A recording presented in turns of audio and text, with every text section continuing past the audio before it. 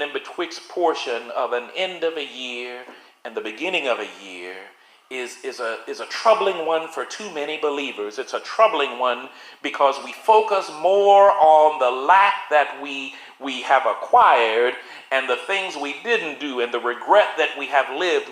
We focus on the pain of the past year and what folk have put us through and what we say God has put us through. And we know that God may allow things, but our focus is not on the grand design. It's not on the will of God for our lives. It's not on the bountiful blessings of God on our lives. It's not on the fact that we have an opportunity to make a difference.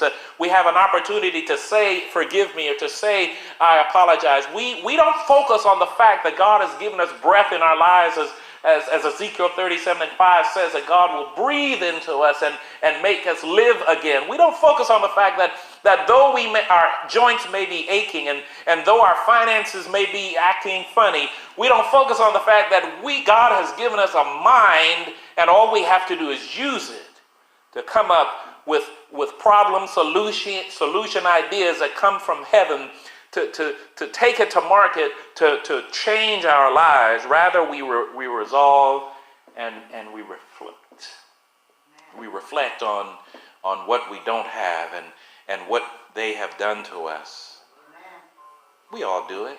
We all do it. I'm not exempt. I've done it. I've reflected on some of the pain of this year. Some of the disappointments of this year, some of where I thought I would be. I don't feel I'm where I should be in this point in my life and in this point of the year. But guess what? That's not believer focus. God wants us to look and live. Look what? Not to the past. Not to the past pain, not to the past trauma, not to the past PTSD, the post-traumatic stress disorder that we have by watching a murder, death, kill every night and every morning on the news. God wants us to look to God so that we can live. Part of that includes looking forward, yes, expectantly, hopefully to the things that will come in 2019. But here's the lesson for you. If you continue to look in the past to what you didn't do and the lack that you've gotten and the rejection and the regret that you have that you're holding on to, you will not be able to walk freely and confidently and properly into the future. You won't be able to go to the next season because you're holding on. You know, there's a story. There's a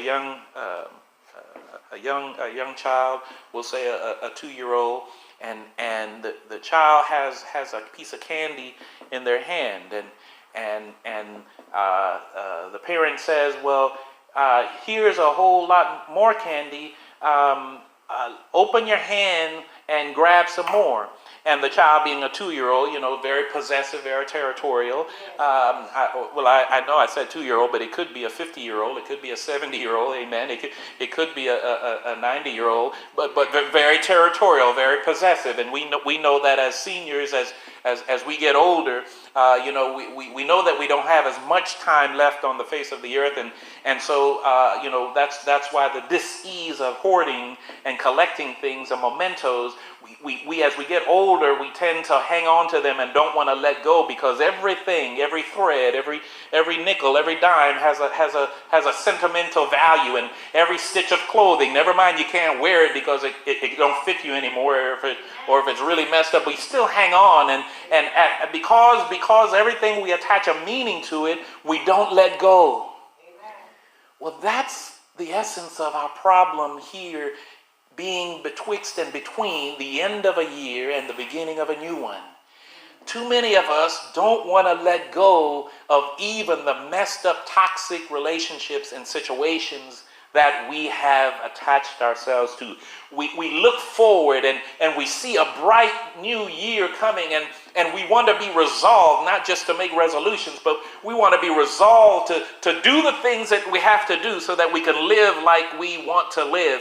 We look forward and we see the greatness and the grandness of the possibilities and the potential in our life, but we still hold on, even with seeing the great destiny and the purpose and the possibilities that God is giving to us and showing us. through the vision of the house, through your own willingness and discernment and desire to do better, we still hold on to the junk of 2018.